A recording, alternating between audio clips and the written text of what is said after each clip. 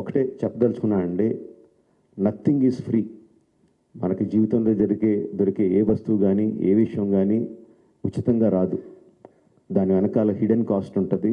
ఆ hidden cost చాలా భయంకరంగా, చాలా దారుణంగా, చావు వరకు తీసుకెళ్లే వరకు ఉంటుంది.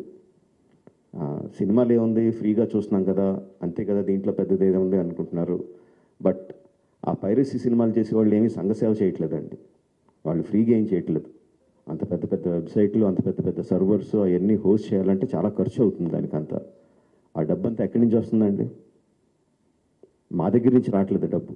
మా సినిమా పైరసీ చేయబడుతుంది, దాని ద్వారా నష్టపోతున్నాం తప్ప మేమేం వాళ్ళకి డబ్బులు ఇవ్వట్లేదు. సో డబ్బు ఎవరు ఇస్తున్నారు వాళ్ళకి? అదంతా రన్ చేయడానికి మీరే ఇస్తున్నారు. మీ పర్సనల్ డేటా అమ్మడం ద్వారా ఇస్తున్నారు. సో ఈ పర్సనల్ డేటా అన్నది చాలామందికి తెలియకపోవచ్చు, చాలామందికి తెలియచ్చు, చాలామందికి తెలియకపోవచ్చు. సింపుల్ థింగ్, మీ పేరు, మీ ఫోన్ నెంబరు, ఆర్ మీ పేరు, మీ ఆధార్ కార్డ్ నెంబరు, ఆర్ మీ పేరు, ఆర్ మీ మీ ఈమెయిల్ ఐడి, ఈ మాత్రం ఇన్ఫర్మేషన్ ఉంటే చాలండి సైబర్ క్రైమ్ కమిట్ చేయడానికి. అంటే ఒక రకం కాదు, అది కొన్ని వందల వేల రకాలుగా వాళ్ళు మీ ఇన్ఫర్మేషన్ని క్రిమినల్స్కి అమ్ముతున్నారు.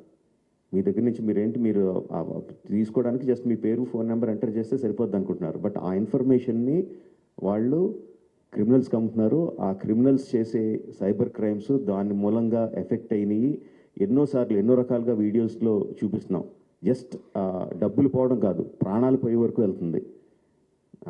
సో ప్లీజ్ అండర్స్టాండ్, మాకన్నా కూడా మీరు ఎక్కువ లూజ్ అవుతున్నారు ఈ పైరసీ చేయడం మూలంగా. Please don't get affected. Every one has a choice.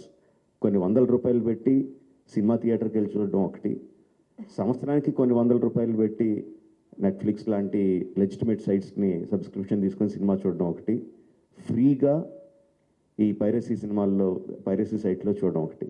The choice is yours. లెజిటిమేట్గా చూస్తారా ఆర్ ప్రాణాల మీదకి తెచ్చుకుంటారా? The choice is yours.